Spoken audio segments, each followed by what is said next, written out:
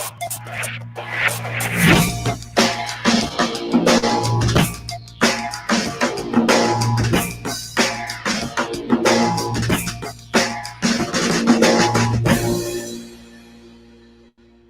everybody. It's time for today's edition of Daily Distinction. How about that? We have a show. We got an intro, man. We got everything. Thanks again to Benjamin Amick for putting that together. I appreciate it very, very much. And great to see everybody. I hope you're doing great today on another day of quarantine. Here we are. So great to have you here as always. Thank you so much. Whether you're watching on Facebook or Instagram or YouTube or Twitter, however you're getting this, I really, really appreciate you being here. Thank you so much for that.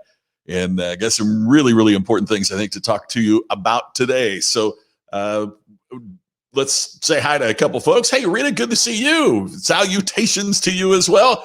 Isn't that great, Talina? Ben did such a great job on that. I really appreciate that. Hi to Charity watching on Instagram right now. So glad to have everybody with us, and thank you for being here. Another day, and it's challenging. There's absolutely no doubt about it. It is absolutely a challenging time, and I want to answer some questions. If you have some questions today, no guests, just you and me today. But I did want to talk about a couple of things, and I keep hearing and seeing, and to be frank, I've used it as well about we are going to get through this. This is a time that we are going to get through. And I want to suggest that one of the things that I'm thinking about, and one of the things I'd like for you to consider as well, is we should be asking ourselves, is that the right terminology? Should we really be talking about this is something we are going to get through, or is this something that is going to change all of us forever? The reason I know that sounds like an overstatement, but I don't know that it is. And here's the reason I'm saying that. If this is something that we get through, then our response is going to be to hunker down because things are going to be like they were again, right? If we're going to get through this, then what we mean by getting through it is that you and I are going to hunker down, and yeah, there's been some changes, but when we get through this, then things are going to be the way they used to be. Or is this a once in a lifetime, seminal, changing, amazing event that will alter parts of our lives forever? Notice you're going to have a completely different response to that viewpoint than you would to the viewpoint that this is something that we need to just plow through. I'm thinking that we might be better off to start thinking about this is a once in a lifetime changing event. If we look throughout history, the world was never the same after the Civil War. At least the United States was never the same after the Civil War. The United States and the world was never the same after World War II, right? World War I. The world was never the same after certain things happened.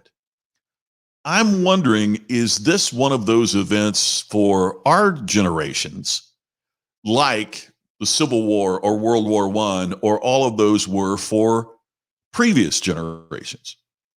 You know, it's kind of interesting when we think about history. I've been listening as I try to walk 2 miles every morning, and I've been listening to a course on the Bible and about the things that are in the Bible that we accept on faith as kind of opposed to those things that can be historically proven from other sources. I promise that is not a dry coronavirus cough.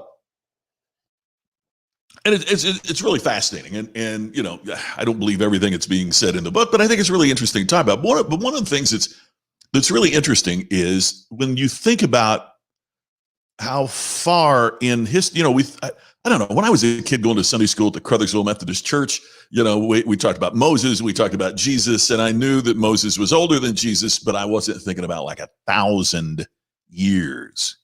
So think that, you know, and they were writing in the time, because we know that the Bible was originally written in Greek, and I'm not trying to be theological here at all. That's not what this show is about. But we know that, you know, historians and theologians basically agree that the first book of the Bible as we have it now was written about 35 years after Jesus' death. And you think about how times have changed and situations have changed. Okay, so when they were fighting World War One, that was 50 years after the Civil War. People that died in the Civil War were around during World War One as well. And World War II ended in the mid late 40s.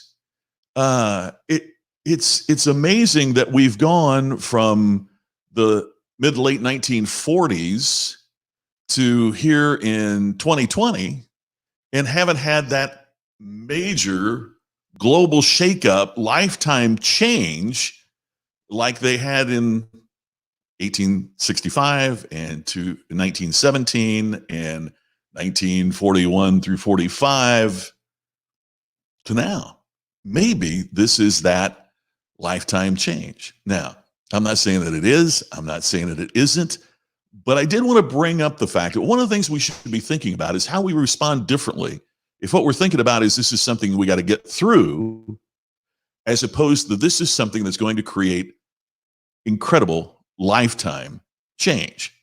Your response will be different. Your approach will be different. Your attitude will be different. And I'd like for us to at least consider the fact that it might be that kind of enormous change for all of us. If so, one of the most important things we can do is be sharing messages like this, and be thinking about messages like this. And that's part of why I'm here and part of why I'm glad you're here.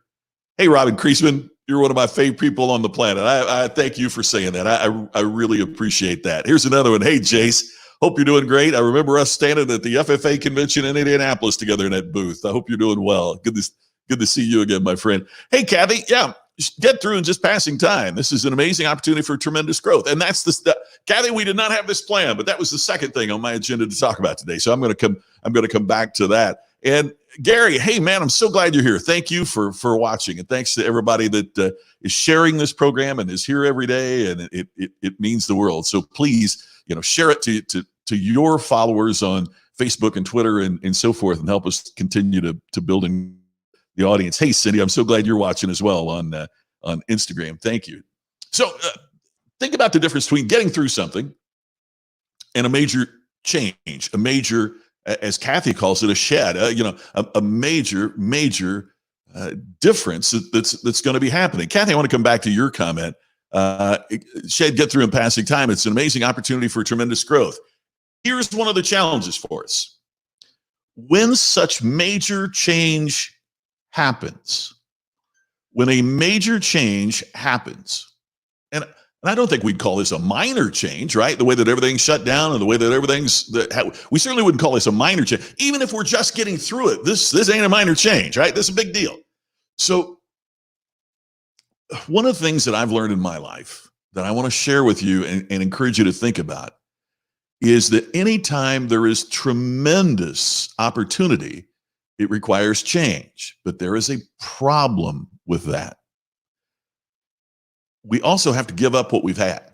And that's what Kathy refers to as shed. But we also, we can't get excited as much as we should about the future unless we also grieve what we are leaving behind.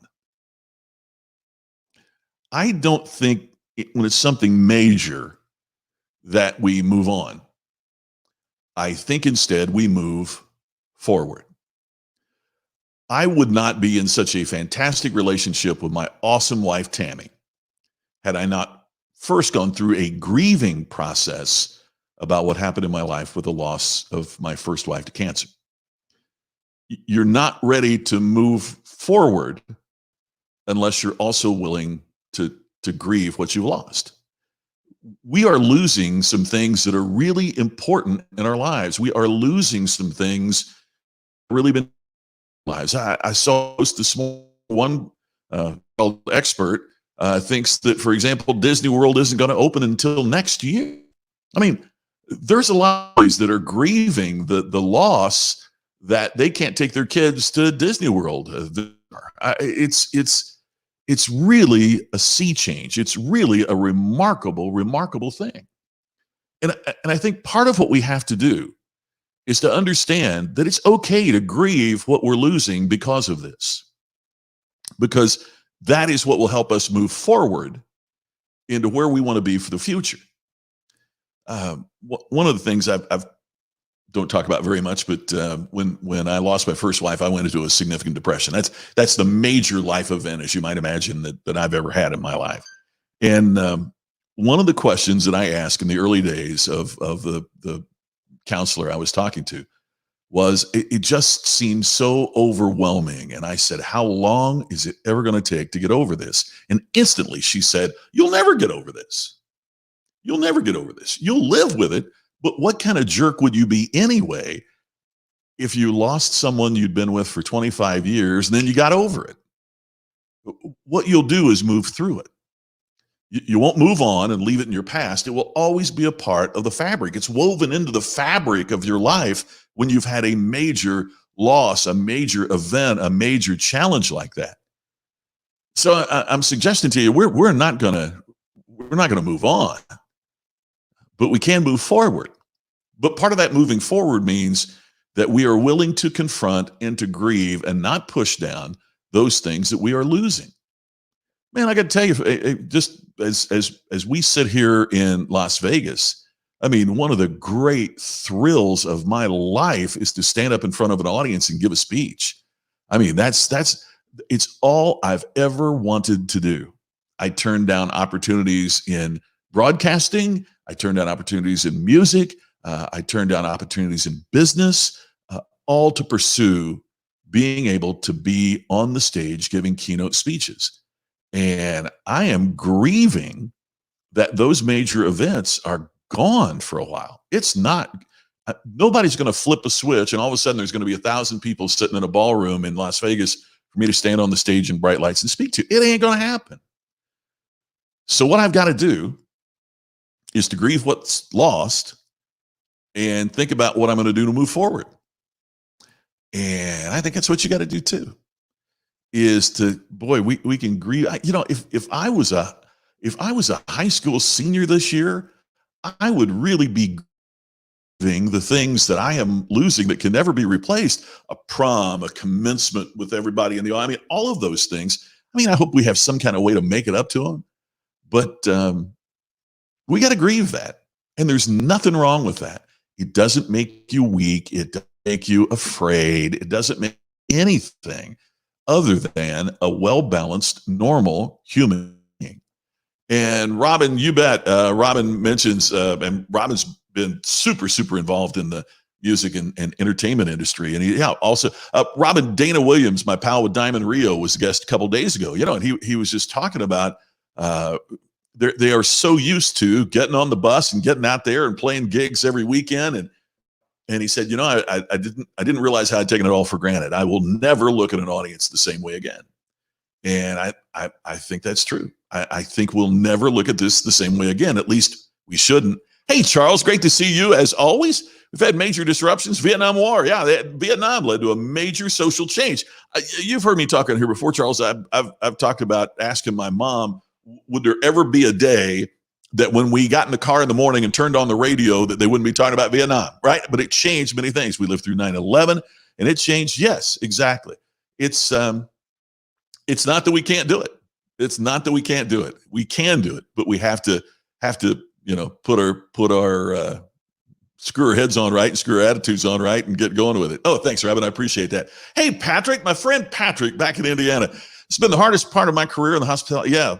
And by the way, let me say this. Patrick's talking about how hard it was to lay off so many people. Let me tell you, and I'm in touch in social media with many of them. It's hard to find, and I was going to say I don't know any. Maybe one or two others that are as equal, but no one is better at caring for his team than this guy right here. Patrick was the person that ran Stone Creek restaurant in Fishers, where Tammy and I. They practically had two chairs waiting for us every night because there was kind of a gang that got together there. But some of the finest food you can imagine, and now over in Zionsville, Indiana, but to see your sales drop over 60%. Yeah, and the not knowing is the hardest part. I think that's the hardest part. I think you've absolutely nailed it, Patrick. Is that it is not so much change that we fear. By the way, Jamie Whirling just came on Instagram, and he's somebody that worked with Patrick. Jamie, I'm talking about the comment that Patrick just submitted here on Facebook, and I just can't imagine what you've been going through, my friend. It has to be just an incredibly challenging and difficult and changing time, and that's one of the toughest things that we can deal with. And part of what you said there, Patrick, leads to the third thing I wanted to hit today. Okay, so number one, are we going to get through this, which is one attitude, or is this a major shift, something that will change everything forever, that will change our attitude and change our lives? Second is, I don't think we can get as excited as we need to be about the future if we don't first grieve about the past.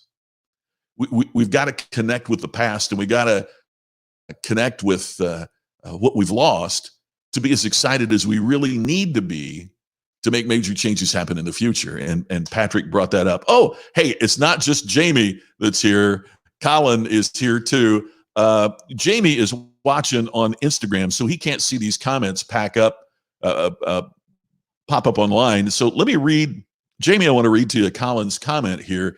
I miss Jamie smacking me on the ass behind the bar. So just so you know,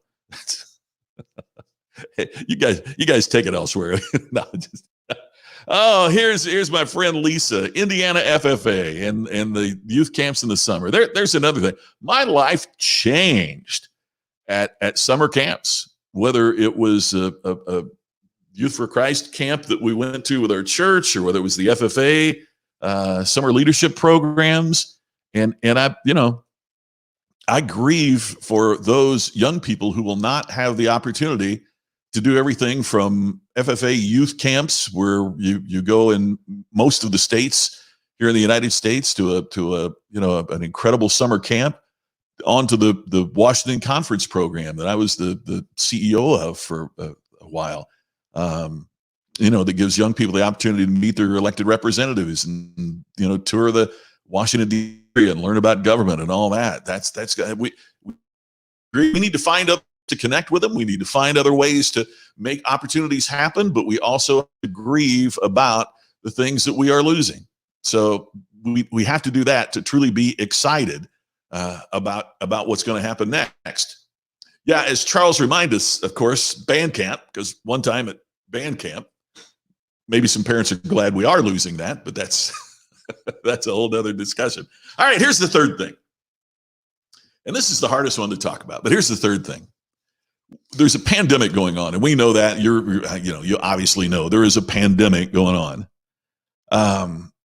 But I think there's a second one going on that we're not talking about enough, and that we need to think about, and that we really, really need to have a discussion about.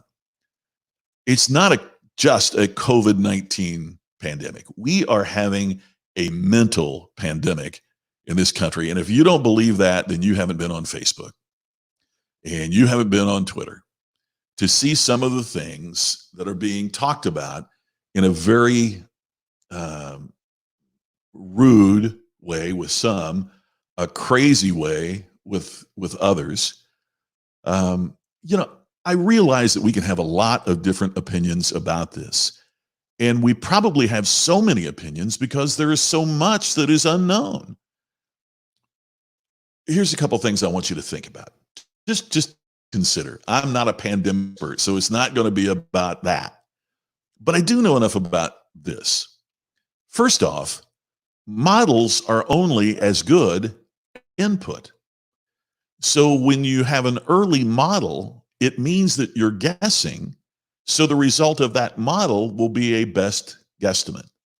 As information improves, what goes into those models improve, and therefore the output of those models improve.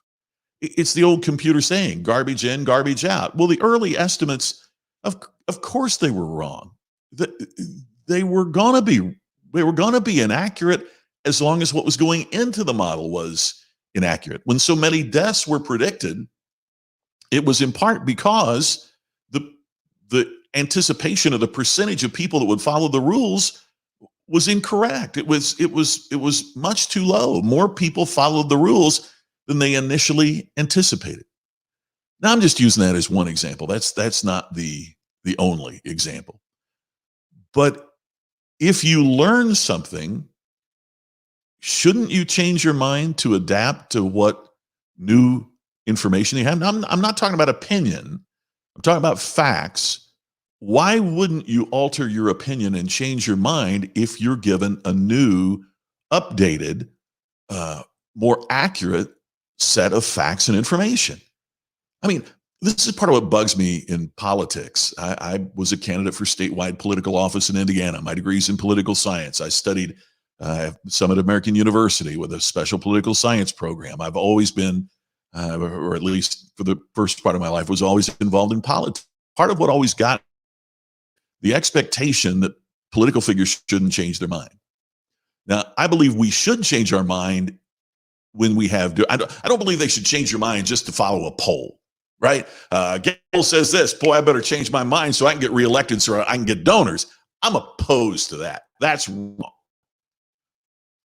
But if you get new information, if there's a scientific breakthrough, or if there's new information, or if there's something, why wouldn't you want a political figure to change their mind if what they believed before has been disproven, recently disproven? I want them to be open to new input, or new ideas, or new things that will help. Why wouldn't we want that of our political figures? So for an expert to say, I used to think this, but because of this new, now I think that, I'm all for that, which also means that we can't say, oh, they said this, now they're saying that. They're stupid. I see that that's a mental pandemic. I saw this morning people thinking that Bill Gates wanted the pandemic to happen so they could put something in a vaccine that would track you. I mean, years ago, those were the people we made fun of because they had a tinfoil hat sitting in their backyard waiting on a UFO to pick them up. I mean, look, I realize that me included, we have economic pain, and that pain brings stress. And when stress happens, we react differently than we probably would in any other area. Right? I mean, man, I know when I'm feeling such stress and challenge and difficulty and problem, I'm probably snapping at Tammy more than I should. We do. But the question is, okay, so what do we do about that? And I think one of the things we've got to do is to be open. See, you got to be open to the change. You got to be open to information. You got to be open to input. We got to be open to that. It bothers me so much that we say, hey, if you don't want to go outside, you just stay in. If you're weak, it's not being weak. It's not being weak. It's saying, from what I'm seeing from experts, I'm making this decision.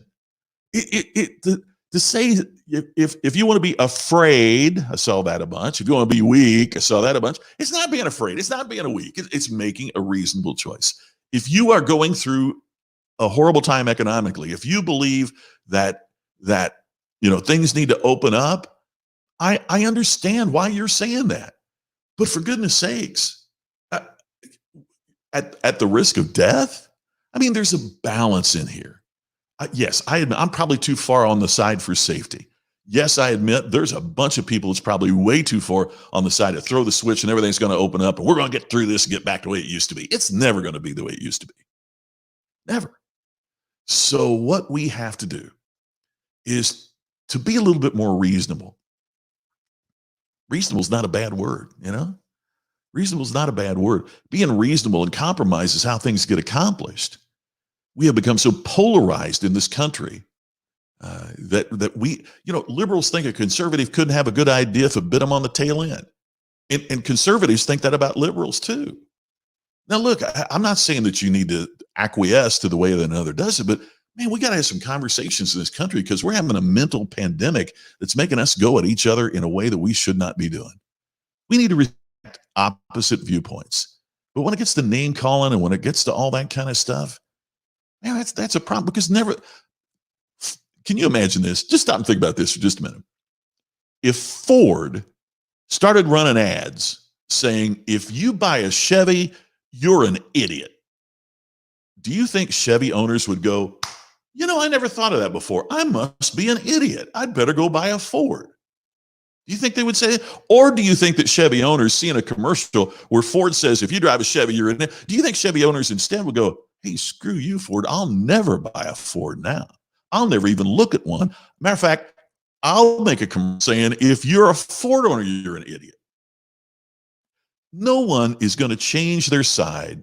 No one is going to have their opinions enhanced by name calling, by accusations, by condescension. That's not going to happen. When I stand on stage to give a speech or when I write a book, if I would say, if you don't do this with your customers, you're a moron in terms of how you run your business. Do you think anybody that wasn't following my advice would go, boy, I must be a moron. I better start. No, they'd slam the book, throw it in the trash, because you can't persuade. You can't change anything. You can't enhance anybody's life with disrespect. It can only happen with respect, an appreciation of the other side, not a lecture to the other side. And let me tell you, I don't know any of us that are 100% right. None. I sure know I'm not. And I'll bet you're not 100% right either. You know, the other thing is we need to think through to a logical conclusion. I've seen posts saying, destroy us. Why? Why? Why would the government want to destroy business? Oh, in a socialist country, a communist country, they might, so that they could take over the businesses. But do you think any elected official could get reelected on that platform? I don't. I don't think people would ever vote for that. The government wants to wreck the economy. Why? Who's going to pay taxes if that happens? It doesn't make sense. Extend the argument. I had a friend go through rehab, and one of the things that they told recovering drug addicts was this: if you relapse, all I want you to do before you take that hit or inject yourself or whatever, all I want you to do is to just play out the string. Play out the string. You relapse, which means you're going to need more drugs, which means your family is going to be upset and people aren't going to trust you anymore. And you're either going to end up in prison or you're going to end up dead. And then picture the people that love you around do what you want, but play out the string. Think it through, play out the string. And so that's all I'm thinking of. You know, if it's that I'm going to stay in my house and I'm never going to go outside and we'll play out the string. It happens. You might lose relationships. You might lose opportunities. You might play out that string. But if you're saying something else, and we ought to throw the switch and open the door, play out that string. More people get sick. More people die. All of those, just play out the string. That's all I'm asking. The government wants to take over the economy and business. Okay, play out the string. It ends up not making sense. So respectfully, I think all of us need to do is understand that nobody's 100% right. And what all of us, and that's true, whether it's this pandemic or whether it's politics or whether it's business, whatever it might be. Let's understand that the most of us, the greatest part of Americans, are in the middle. It's the great American middle. And that's what we have to understand and approach and think about and respect. There's my sermon for today. Hey, Lisa, yeah. I mean, all we're asking is for proof, for evidence. And that's why they call it a novel virus. It's new. We don't understand everything yet. So there's going to be changes. And Renita is one of those folks on the front line as well. And thank you for being here, Renita. Yeah, we've got to appreciate each other. Yeah. Tammy and I, Dwayne, were binging. We were reviewing 24 because Glenn Morshower, that's in 24, has become such a good friend. We do the show together on Sunday nights. And so we were going through 24. And one of the things that really struck us was the respect that's shown to President Palmer, even by the people who disagree with him, right? Yes, sir, Mr. President. Thank you, Mr. President. We binged all the episodes of The West Wing and with Martin Sheen. And so, my dad was, my great dad was what we call a yellow dog Democrat. If you don't know what that means, it means that if the Democrats ran a yellow dog, he would have voted for it. I remember my dad was such a Democrat. I remember one time a cousin ran for an office in our county, a cousin of his on the Republican ticket. And he told his cousin that he didn't vote for the Democrat. In other words, I didn't vote for you, but I didn't vote for the other guy either. So I didn't vote against you, but I couldn't vote for you because I mean that's how dyed in the wool back then Democrat he was. And golly, what? But he always had respect for people for the other party, right? I don't agree with you. I don't like you necessarily, but I'm not going to dish you either, right? And Talene, right? Why? Give him a break. I understand why we don't want people to take, 15 people in their family and everybody go to Walmart and all, but we don't know why they're there. And yeah, exactly. I had a speaker friend, Talene, tell me several years ago that there was somebody that got a call during the speech, his cell phone, and he jumped up and he ran out, and the speaker made a joke about it, right? And what the speaker didn't know, what the audience did, was that person's parents had been in an accident, and he had his phone with him at all times so that if the hospital needed him to get there, that he would. So the speaker, being condescending, calls out the guy that's running out because of his phone, and he didn't know. And man, we got to give others a break. We don't know why they're there. Consideration and respect. Yeah, that's so true, Jason. We got to get to trust. Everybody's different. Kathy, yeah, play the string out. Visit your default future. Thanks, Robin. I'm on my soapbox now. And weren't those great shows, both 24 and West Wing? Hey, there's my buddy Ken. You can watch Ken and Glenn from 24 as we get together on the Ken and Glenn show with a guy named Scott. That would be me every Sunday night. So we'll see you Sunday night at 8:00. And of course, that's 5 o'clock Pacific time. But Ken says here, I bid you 24. Yeah, no kidding. One of the great things about 24, one of the great things about so many shows that are on now, have you noticed this? And Netflix has really gotten great at this, is that when it ends, most shows now have such a great cliffhanger. You're going, all right, we can watch one more, right? And then that's I feel for you. So Ken, see you Sunday night. Absolutely. Well, hey, that's what we wanted to talk about today. Thank you, everybody, for being here. I really appreciate it. And what I appreciate most is not only that you're here, but I've seen on social media where so many of you are sharing this, and it really means the world to me. I truly appreciate that you would share this. So we talked about is this something we're going to get through, or is this a significant and major change that's going to impact our lives forever? And if that's the case, to be as creative and to be as productive as we want to be for the future, we first have to grieve the past. We got to grieve what we've lost before we can move forward to where we really need to be for the future. And finally, it's bad enough having a COVID-19 pandemic. Let's do all that we can to avoid the mental pandemic that so many of us are encountering and so many of us are facing. We can be better than that. I want to be, and I hope that you do too. So, hey, that's all for today. Thank you so much for watching, and thank you so much for sharing. And I really look forward to seeing you again tomorrow, right here, same time, noon Pacific, 3:00 Eastern. We'll be back with more. Got some good guests coming up too. I'll tell you more about that. We're out of time for today, but I'll tell you a lot more about that coming up tomorrow. Thanks, everybody. Look forward to seeing you again tomorrow.